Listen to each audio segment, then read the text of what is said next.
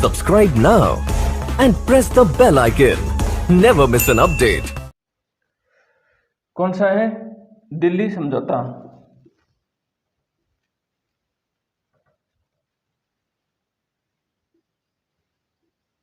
दिल्ली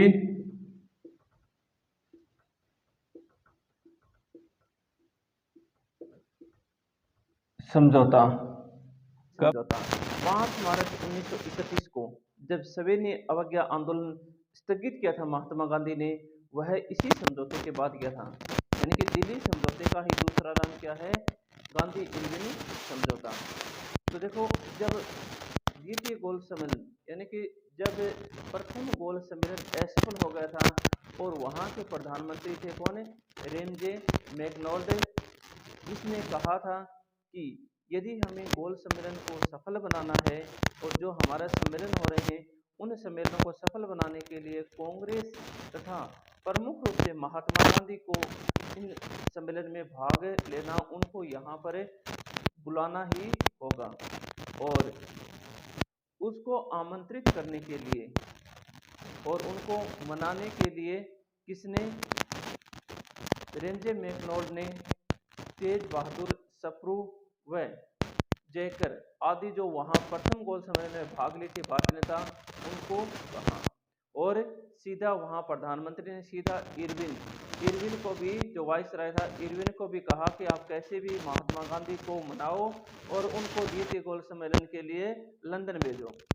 अब इससे पहले इरविन, जो सविनय अवज्ञा आंदोलन में इरविन ने कोई भी समझौता करने के लिए तैयार नहीं था और जो सत्याग्रही और जो क्रांतिकारी थे जो सविनय अवज्ञा आंदोलन में, उनको बर्बरता पूर्वक कुचल रहे थे। लेकिन जैसे ही वहां के प्रधानमंत्री द्वारा दबाव बनाया गया, आदेश दिया गया, तो इरविन के ऊपर जब दबाव आया तो इरविन भी समझौता करने के लिए तैयार हो जाते हैं। जब इरविन समझौता तैयार हो जाते हैं तो महात्मा गांधी को तेज बहादुर सप्रू और जयकर के सहयोग से इन दोनों के मध्य क्या हो जाता है? समझौता हो जाता है। अब समझौते के अंदर महात्मा गांधी अपनी मांगे रखते हैं, कहते हैं कि हमारे जितने भी राजनीतिक कैदी हैं जिनको जेल में डाला गया है सभी को आजाद करो और नमक बनाने की स्वतंत्रता दो।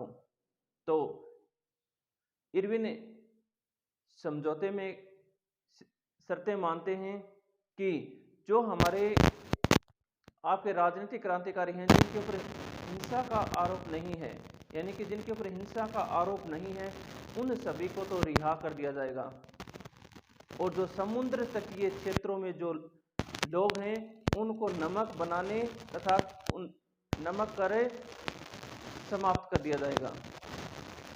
इसके बदले में आपको सविनय अवज्ञा आंदोलन बंद करना होगा और द्वितीय गोल सम्मेलन में भाग लेने के लिए आपको लंदन जाना होगा। अब महात्मा गांधी इसके लिए तैयार हो जाते हैं और द्वितीय गोल सम्मेलन में जाने के लिए तैयार हो जाते हैं। परंतु इस समझौते के बाद महात्मा गांधी इतिहास के आलोचक बन जाते हैं, यानी कि महात्मा गांधी की आलोचना शुरू हो जाती है। देखो, जब राजनीतिक कैदियों को छोड़ा जा रहा था तो इरविन ने जो हिंसा के जितने भी कैदी थे उन कैदियों को नहीं छोड़ा और उनमें भगत सिंह, सुखदेव और राजगुरु आदि क्रांतिकारी थे जिनको छुड़ाने के लिए दबाव बनाया जा रहा था।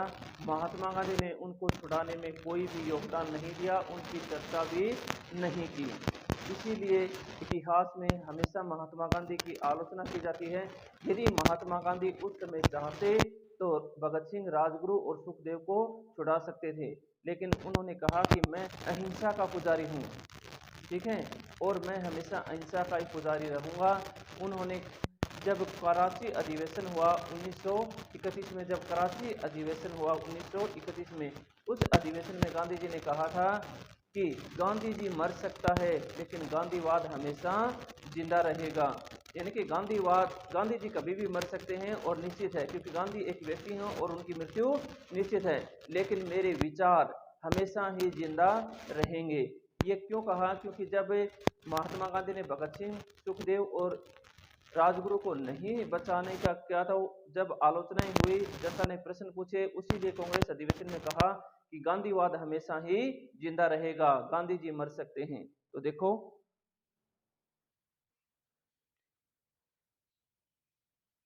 दिल्ली समझौता का दूसरा नाम क्या है?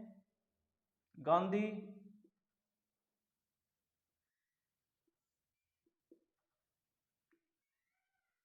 इरविन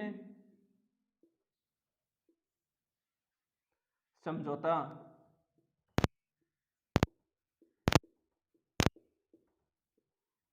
कब हुआ? 5 मार्च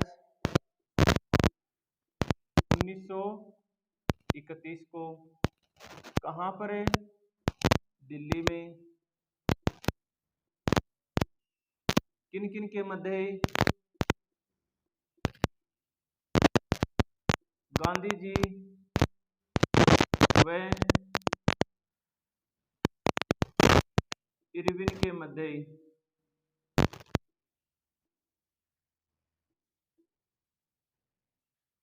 सहयोगी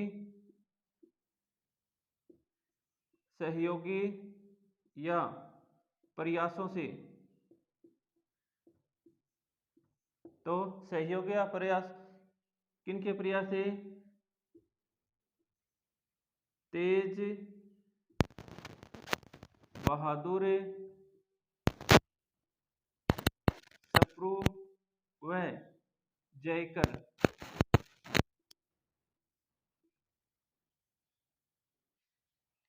इस समझौते के बाद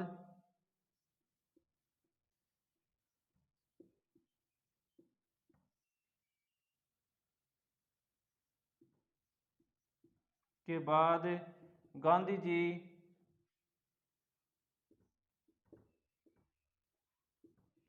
इतिहास में आलोचना के पात्र बन जाते हैं।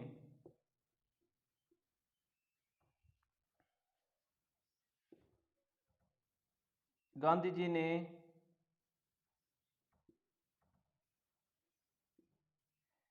भगत सिंह,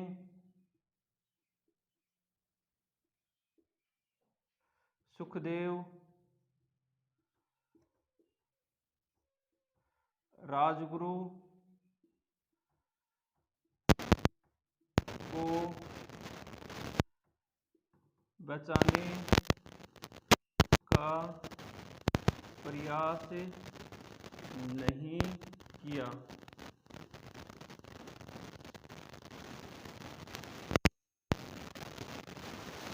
1931 में कांग्रेस का कराची अधिवेशन में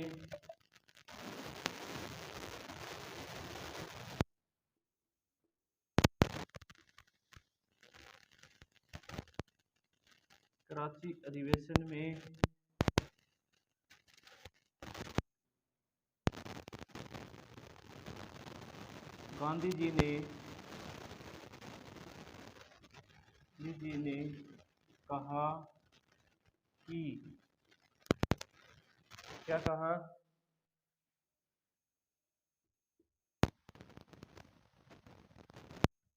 गांधी जी मर सकता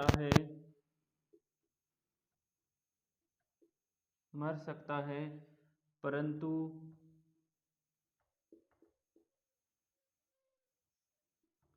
गांधीवाद हमेशा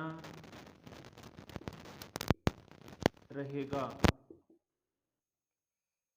गांधी जी मर सकते हैं, लेकिन गांधीवाद हमेशा रहेगा। अब जो इस समझौते थे, इस समझौते की शर्तें क्या थी? तो इस समझौते की शर्तें थी,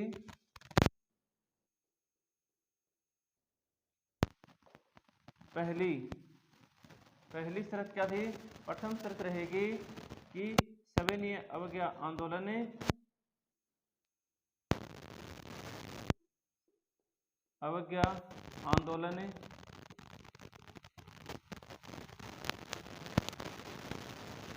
स्थगित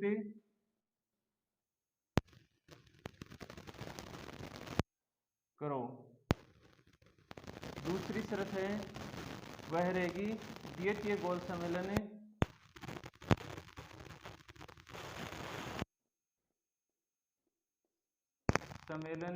में भाग लेने लंदन जाना होगा।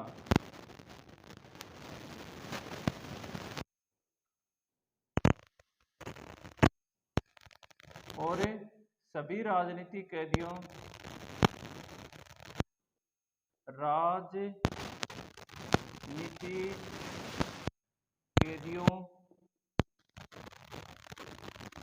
को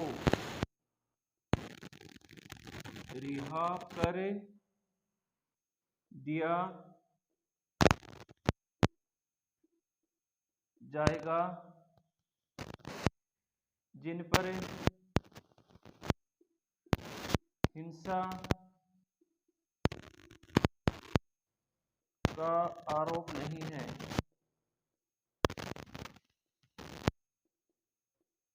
हिंसा का आरोप नहीं है। और 4 नंबर समझौता है समुद्र तटीय